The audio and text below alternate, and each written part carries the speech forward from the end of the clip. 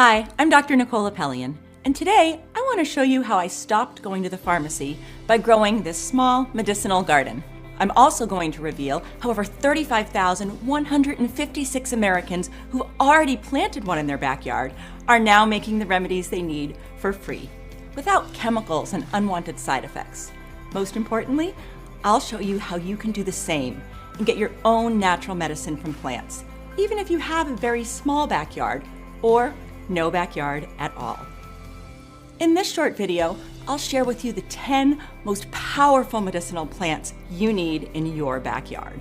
These are the little-known healing plants that every American should grow near their house and turn them into remedies like the pain-killing tincture, nature's disinfecting bandage, the anti-migraine elixir, the stomach tea, a deep sleep potion, the heartburn and acid reflux cold infusion, the anti-anxiety tincture, the joint and muscle pain reliever, the hair growth serum, and 58 more forgotten backyard remedies.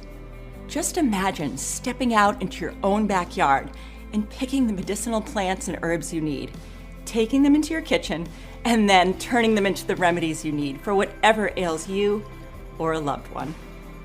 Medicinal plants are usually wild plants, so they're tough. You don't need to take care of them much at all. You can plant them once and you can forget about them until it's time to use them.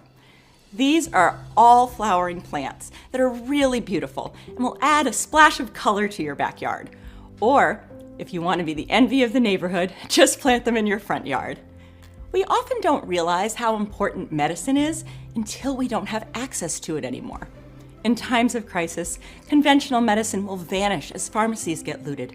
But with this medicinal garden, you'll always have a natural and safe alternative within easy reach.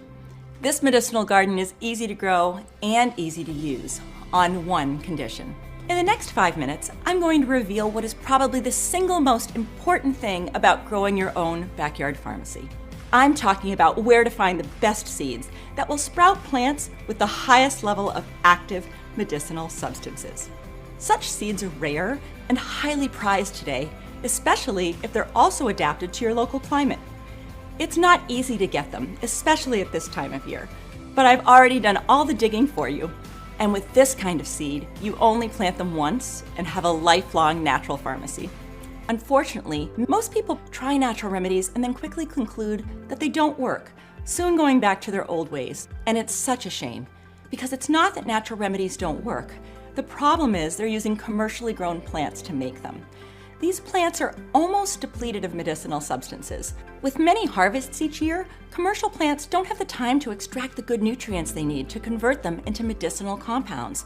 What they do absorb in abundance are the chemical fertilizers, herbicides, and pesticides they're being sprayed with.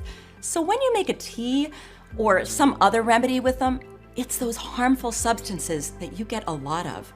Even plants labeled as organic are sprayed, but with less dangerous substances. On top of that, many plants have many varieties. Unsurprisingly, industrial farms use the variety with the highest yield instead of the one with the most medicine. They usually turn to genetically modified seeds that will ultimately fetch more money. Just look at these two pictures. On the left is a field of mass-produced lavender. On the right, you can see lavender growing wild. They don't even look like the same plant anymore. Have you ever noticed how many pollinators abound near the flowers of healthy, non-sprayed plants? You'll never see that on an industrial medicinal farm operation, because just like cats don't eat bad food, so too insects don't go near adulterated plants. They know better. So why would we? The only way to make sure you have the right variety of a medicinal plant, free of any contaminants and full of medicinal substances, is to grow it yourself. And there's another reason why you should do that. Dried plants don't go bad, but their medicinal compounds do degrade over time. The older they are, the less potent these plants become. Herbs you buy online or in herbal shops may already be months or many years old. You just never know. Many medicinal plants come from other continents and take a long time to get here. Then they linger even longer in a US warehouse or store. Once you receive them, you might not even use them immediately. So by the time you get around to making a remedy, it may hardly help you more than a placebo. On the other hand, a medicinal plant growing in your backyard can be turned into a remedy right after harvesting, preserving its full potency.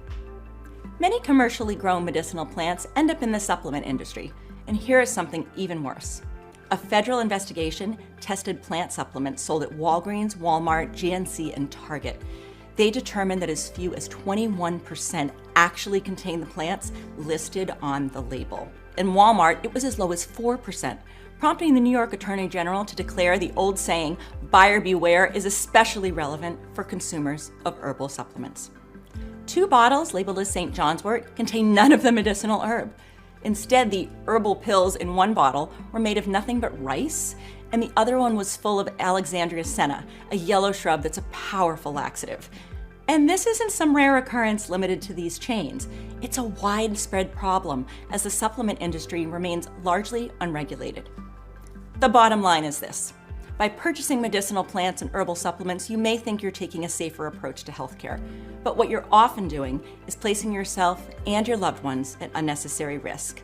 And because of their low potency, you might end up thinking natural remedies don't work and can't help. Thank goodness that's not the case, and I'm living proof of it. There is a better way. It's what ultimately helped me and thousands of others get our health back. And that's to start growing your own backyard pharmacy. I turn to my small backyard pharmacy whenever I'm in pain, catch a cold, or have a fever, and of course, to manage my MS. I haven't stepped foot in a real pharmacy for a very long time. I have all I need here in my backyard for me and my whole family. And so can you. How would you feel next time a loved one is sick, being able to help them using natural remedies you've made yourself? Just like the worst feeling in the world is not being able to help the one you love the most, there's no better feeling than seeing your spouse, your child, or your mother or father get their health back. Instead of watching hopelessly as they suffer, with the right backyard pharmacy, you can do something about it. Maybe you experienced this yourself as a child when your mother or grandmother nursed you back to health. They didn't just sit back and hope for the best. Back in the day, almost every backyard had a small medicinal garden where folks got their painkillers, antibiotics, anti-inflammatories, bandages, fever relievers, and everything else they needed. But to have a medicinal garden that can actually help you, you need the right seeds, the kinds our grandparents used. If you don't, nothing else will matter. These seeds need to check a few boxes. First, they must be non-GMO. As you've already seen, modified plants make for poor medicine. Then they need to be of the right variety, the one that makes plants with the highest concentration of medicinal compounds. You'll also want your seeds to be heirloom, which means you can keep your backyard pharmacy going forever without having to buy new seeds. And you want your medicinal plants to be perennials that live for many years, or self-seeding annuals that die in the winter only to reemerge in the spring. This way, you'll plant them only once and benefit for life. Also, your medicinal plants need to cover a wide range of ailments and need to be the most effective for those ailments. For example, there are several plants with pain-killing properties, but what you want is the most potent one that's also legal to grow. And finally, these seeds need to be adapted to our soil and climate. Unfortunately, most medicinal seeds still come from China or India, and they'll never grow strong or reach their full medicinal potential here. When I started my own medicinal garden 20 years ago, I had a lot of trouble sourcing the right seeds. Many of my initial harvests fell well short of expectations. The plants either didn't have enough medicinal substances or they didn't grow well. Some of them didn't even sprout. But over the years of trial and error and making use of my remedies, I selected the plants that helped me out the most. And I'm sure they can do the same for you. Using my herbal knowledge and my own backyard pharmacy as a starting point, I was finally able to narrow it down to just 10 extremely powerful medicinal plants. Your backyard pharmacy comes inside this kit I've prepped for you. It's called the Medicinal Garden Kit. I made it because I wanted to empower people to take their own health into their own hands, just as I did. Once you open it, you'll find 10 seed packets, each containing hundreds of the highest quality seeds. I've also added a complete planting and remedies making guide next to them, so you can make the most out of your backyard pharmacy. It will give you everything you need to go from seeds to remedies, just like it says on the cover. You'll have detailed planting, growing, and harvesting instructions and over 65 step-by-step recipes to turn them into powerful, natural remedies. Having grown all these plants myself for years now, I've also added precious field tips and quick backyard remedies that you can make in just seconds or minutes.